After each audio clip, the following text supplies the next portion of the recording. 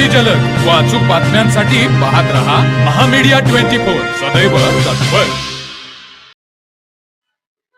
रुकडीच्या आदेश रुकडीकरची व्यथा, जपानमध्ये होणाऱ्या मूकबधिरांच्या ऑलिम्पिकसाठी निवड.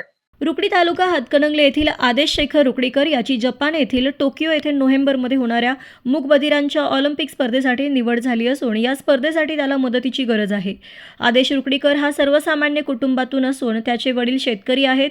एखाद्या राष्ट्रीय खेळाडूने जागतिक पदकाला गवसणी घातल्यानंतर त्याच्यावर अभिनंदनाचा वर्षाव होतो.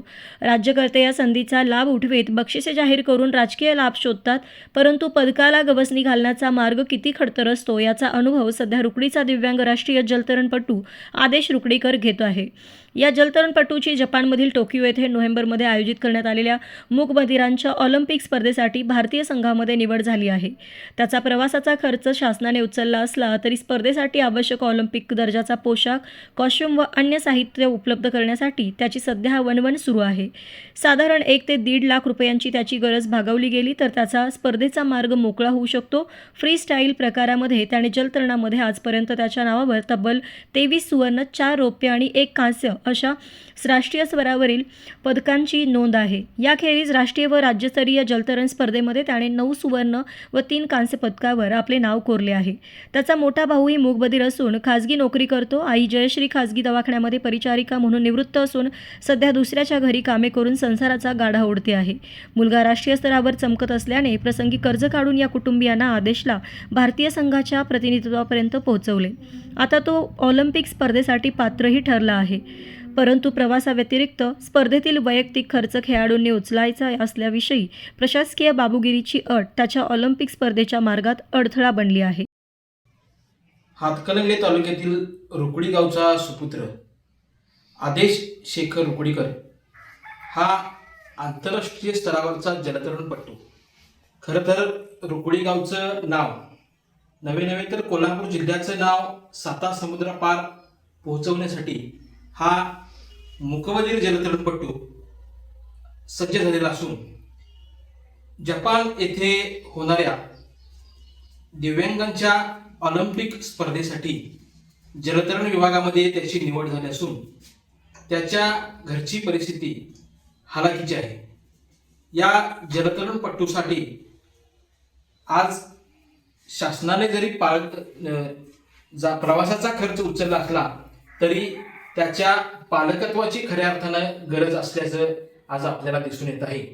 या जलतरणपटू मुखबधीर असल्यामुळे आज तो आपल्याशी संवाद जरी साधू शकत नसला तरी त्याच्या जडणघडणीमध्ये ज्यांचा सिंहाचा वाटा आहे ते त्याचे वडील शेखर रुकडीकर या जलतरणपटूच्या व्यथा आणि त्याला या ऑलिम्पिकसाठी लागणाऱ्या सर्व वाटचालीबाबत आपल्या या महामीडिया 24 सोबत संवाद साधत आहे. पाहूया शेखर रुकडीकर आपल्या या जलतरणपटू बाबतीत काय बोलतात. जलतरणपटू आदेश रुकडीकर याची दिव्यांगांच्या जलतरण ऑलिम्पिक स्पर्धेसाठी निवड झाली असून त्याच्या व्यथा मांडण्यासाठी आपल्यासोबत त्याचे वडील शेखर रुकडीकर आहेत. खरं तर रुकडी गावचं आणि कोल्हापूर जिल्ह्याचं नाव 7 समुद्र पार पोहोचवण्यासाठी आपला सुपुत्र आदेश सज्ज झाला असून आज या ऑलिम्पिक स्पर्धेसाठी त्याच्या समोर असलेल्या व्यथा आपण या संदर्भात आम्ही तुमच्यासाठी बोलण्यासाठी इथं आलेलो आहोत. आतापर्यंत आदेशनं कोणत्या स्पर्धेत किती पदकं जिंकलेली आहेत? आतापर्यंत नॅशनल गोल्ड त्यांनी 50 मिळवलेले आहेत आणि सागरी स्पर्धेमध्ये 9 गोल्ड मिळवलेले आहेत त्यांनी आतापर्यंत. या पुढचं उद्दिष्ट आदेशचं काय असणार आहे? काय नाही, आपल्या देशाचं नाव उज्ज्वल करावं त्यांनी. काय आता या स्पर्धेसाठी आदेश समोर कोणत्या अडचणी उभ्या ठाकलेल्या आहे आणि आपल्याला काय अपेक्षा आहे? आता अडचणी म्हणजे आर्थिक खर्चाबाबत म्हणजे जास्त खर्च येते त्याच्यासाठी. डाएट म्हणा, त्याला बरेचसेच गोष्टी, त्याला ते जास्त खर्च आहे. म्हणजे आपण कसं साधी माणसं, खेड्यातली माणसं आपण ते पेलू शकत नाही. बराच जवळजवळ तो 10 वर्षे तरी प्रॅक्टिस करतो. खर्चिक गेम खर्चिक असल्यामुळे थोडंसं बोजा पडतोय. जलतरणपटू आदेशच्या पुढील वाटचाली संदर्भात आणि त्याच्या एकूण जडणघडणी बाबत बोलण्यासाठी त्याच्या मातोश्री जयश्री रुकडीकर आज आपल्यासोबत आहेत. पाहूया त्या आदेशबाबत काय सांगतात. आदेश हा लहानपणापासून मूकबधीर म्हणजे आला. आम्हाला जेव्हा कळालं, मोठा मुलगा पण माझा मूकबधीरच आहे आणि त्याच्यानंतर मुलगी चांगली आहे, बोलते, ऐकते आणि त्याच्यानंतर हा पण तसाच झाला. मग आम्ही कसं शाळेत आम्ही डॉक्टरांना जेव्हा दाखवलं तेव्हा त्यांनी शाळेचा आम्हाला मार्ग दाखवला. मग ऑपरेशन पण होत होतं त्यांचं कानाचं, पण त्याचा खर्च जास्त असल्यामुळं आम्ही तिकडं न वळता आम्ही त्यांना कोल्हापूर विमल लोहिया हायस्कूलमध्ये म्हणजे त्यांना शिक्षण दिलं 5वीपर्यंत आणि 5वीपासून 10वीपर्यंत नॉर्मलमध्ये समलोहिया इथं हायस्कूलमध्ये त्यांना शिक्षण दिलं. त्याच्यानंतर 11वी 12वी पण तिथंच केली आम्ही आणि आता तो BComला आहे, म्हणजे पूर्ण झालेला आहे BCom त्याचं. तो नाईट कॉलेज इथं त्याचं पूर्ण झालं BCom. त्यातून आम्ही हा खेळ पण त्याला म्हणजे दिला. डागे सर यांनी त्याचं प्रशिक्षण त्याला दिलं सगळं. शिवाजी पूल इथे तो प्रॅक्टिस करतो आणि आता त्याची म्हणजे सध्या आतापर्यंत वयाच्या 13 वर्षापासून तो स्विमिंग करतो टँकवरती. नॅशनल गेम म्हणजे त्याच्या नॅशनलचे 15 गोल्ड आहे, 9 सिल्वर आहे आणि 1 कांस्य पदक असं मिळवलेलं आहे त्यानं. आणि आत्ता जे त्यानं गोल्ड मिळवले त्याची निवड जपान टोकियो येथे झालेली आहे डेफ ऑलिम्पिकसाठी. आज म्हणजे त्याची निवड झाली. आतापर्यंत जो आम्ही खर्च केला तो आमचे मिस्टर म्हणजे आम्ही काम असं हातावरचंच आमचं पोट आहे. मिस्टर आमचे रंगकाम करत होते. मी सेवाभावी म्हणजे सेवा करते पेशंटची घरी जाऊन.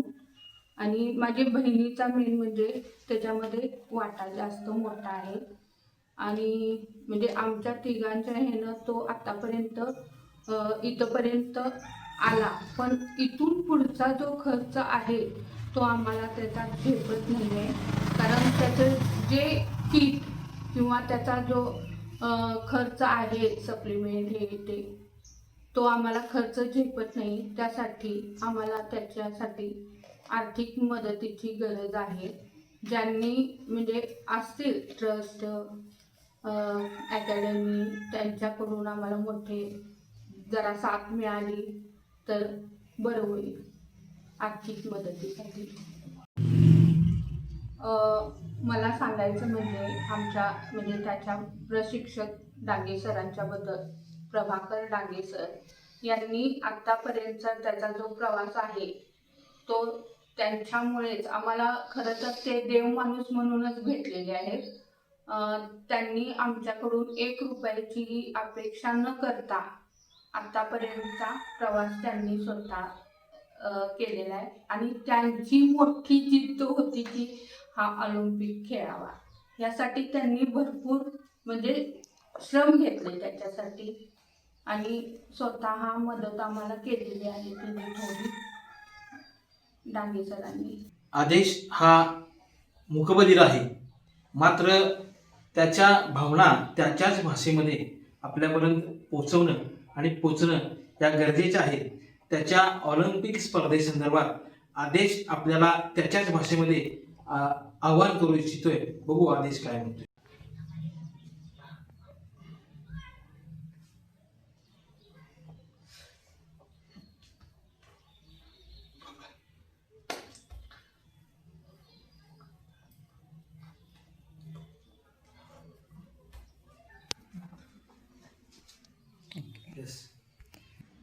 कोल्हापूर जिल्ह्यातील ऑलिम्पिक्स जलतरण स्पर्धेसाठी निवड झालेला वीरधवल खाडे हा पहिला जलतरणपटू आणि टोकियो ऑलिम्पिकसाठी निवड झालेला मुकबधीर जलतरणपटू आदेश रुकडीकर हा कोल्हापूर जिल्ह्यातील दुसरा जलतरणपटू असून या जलतरणपटूसाठी आपल्या सर्व सेवाभावी संस्था, होतकरू आणि जलतरणावर प्रेम करणाऱ्या आणि खेळावर प्रेम करणाऱ्या सगळ्यांना मी महामीडिया 24च्या माध्यमातून आवाहन करू इच्छितो. आदेश आपल्या देशाचं नाव उज्ज्वल करण्यासाठी आणि कोल्हापूर जिल्ह्याचं नाव उज्ज्वल करण्यासाठी सज्ज झाला असून त्याच्या टोकियोच्या ऑलिम्पिकसाठी आपण सर्वांनी सरळ हाताने सहकार्य करण्याची गरज असून त्याच्या या सहकार्यासाठी त्याचा बँक खात्याचा नंबर आम्ही आमच्या या लिंकमध्ये खाली शेअर करत आहोत.